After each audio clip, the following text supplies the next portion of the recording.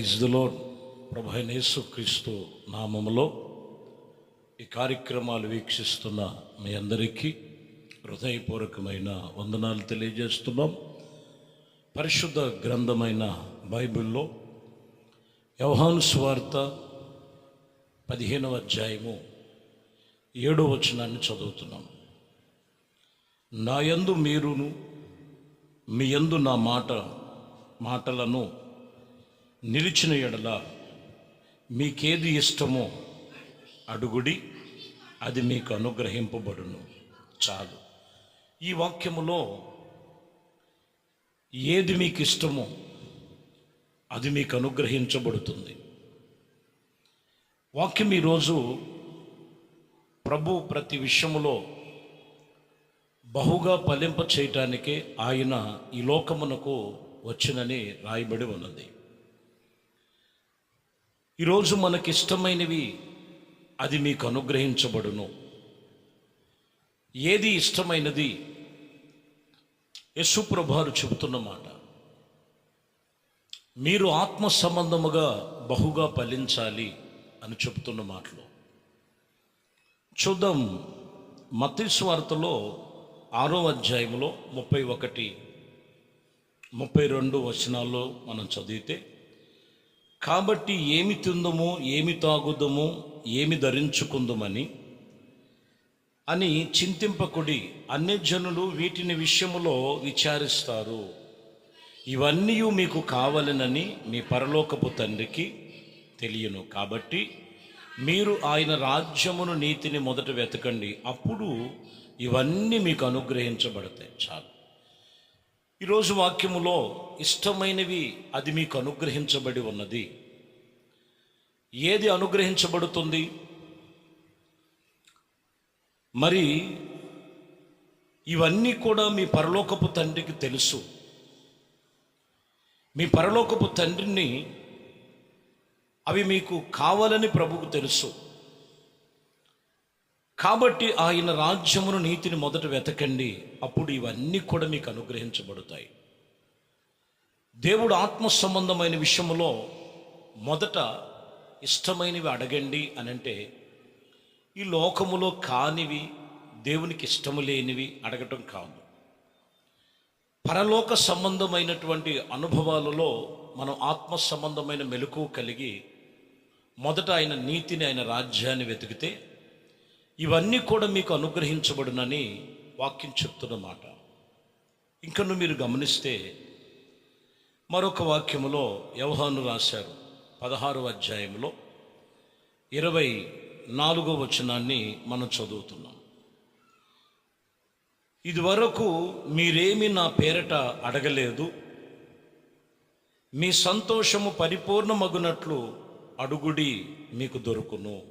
ఇక్కడ మీరు గమనిస్తే, ఇంతకుముందు మీరు నా పేరట ఏమి అడగల, అడిగినవన్నీ లోకములో ఈ లోక సంబంధమైన భూ సంబంధమైన వాటిని. ప్రభు పేరట పరిపూర్ణమైనవి అడగండి. పరిపూర్ణమైన మీరు అడిగితే అవి మీకు దొరుకును.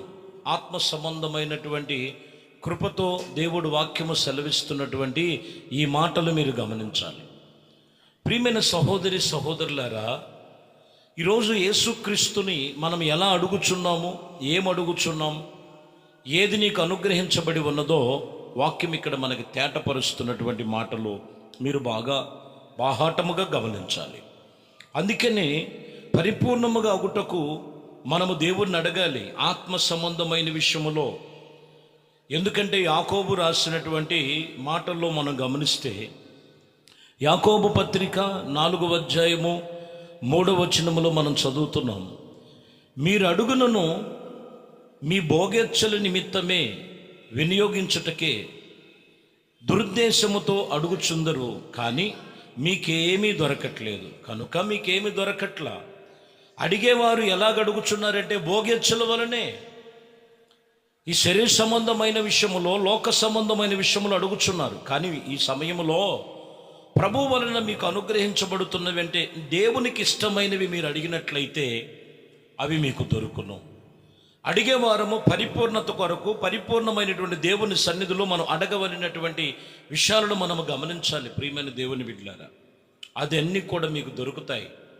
ఇక్కడ మనం చూస్తే కొందరు వారి యొక్క భోగేచ్ఛల వలన ఇదిగో లోక సంబంధమైన విషయాల్లో అడుగుచు.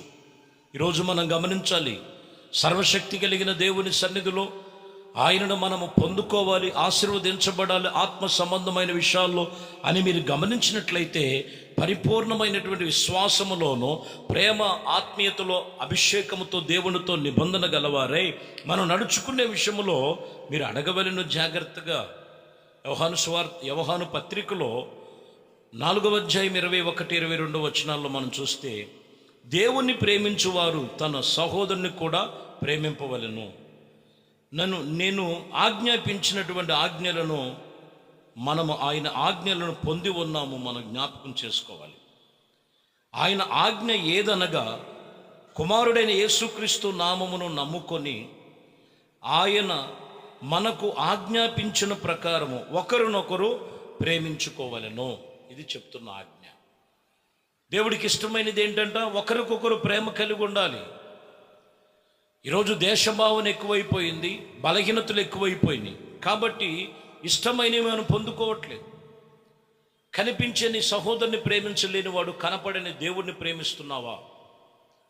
ఈరోజు దేవుడికి ఇష్టమైనటువంటి రీతిగా మనం అనుసరించినట్లయితే ఇవన్నీ కూడా మీకు దొరుకునని చెప్తున్నమాట. కాబట్టి ప్రియ సహోదరి సహోదర, మీరు ప్రభువుని అడగండి. అడుగుటకు ప్రతి విషయంలో ఆయన మీకు ఇవ్వటానికి ఆయన సిద్ధముగా ఉన్నాడు. ఇవన్నీ కూడా అది మీకు దొరుకునని, ఇష్టమైనవి దొరుకునని చెప్తున్నాడు. ఇష్టమైనవి, దేవుడికి ఇష్టమైనవి ఏంటంటే మొదటిగా ఆయన నీతిని, రాజ్యాన్ని వెతికినప్పుడు ఆయనకి ఇష్టమైనవి నీకు అనుగ్రహిస్తాడు. రెండోది మనం గమనించినప్పుడు ఇదిగో మనము దేవుని సన్నిధిలో పరిపూర్ణముగా అడగాలి.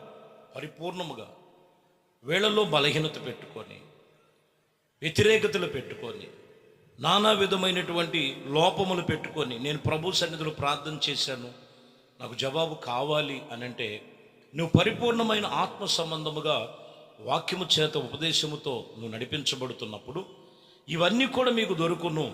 యాకోబు పత్రికలో కూడా అదే చెప్తున్నమాట.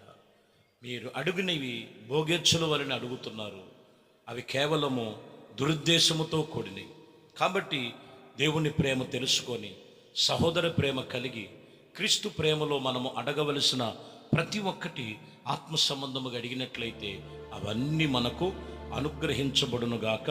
నీకిష్టమైనవి దేవుడు సమస్తమును కూడా ఆయన పరలోకం యొక్క మహిమ చేత ఆయన చిత్త ప్రకారముగా ఆయన సన్నిధిలో ఇవన్నీ కూడా మీకు దొరుకునుగాక. ఆమేన్. ప్రార్థన చేద్దాం.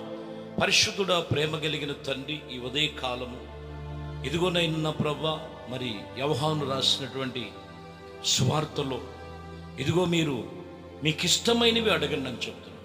యేసయ్య, ఇష్టమైన రీతిగా మేము ఆత్మీయతలో ఎదగాలి, పరిపూర్ణతలో ఎదగాలి, పరలోక రాజ్యమును గురించినటువంటి మర్మములు తెలుసుకొని మొదట ఒకరికొకరు క్రీస్తు ప్రేమ కలిగి పరిపూర్ణమైనటువంటి కృపచేత నింపి సహాయము చేయమని ప్రభువా మీకే స్తోత్రాలు చెల్లిస్తూ మహిమ, ఘనత, ప్రభావాలు మీకే పొందుకోమని ఈ వాక్యం వింటున్న ప్రతి ఒక్కరిని కూడా ఏది వారి జీవితంలో కొదువుగా ఉందో, వాళ్ళ కుటుంబాల్లో కొదువుగా ఉందో, వాళ్ళలో ఆటంకముగా ఉన్నదో ఆటంకాలు తొలగించి వాళ్ళు అడిగినవన్నీ కూడా సమృద్ధిగా పొందుకునేటట్లు సహాయము చేయమని యేసుక్రీస్తు నామములో ప్రార్థించి వేడుకొనుచున్నాము తండ్రి.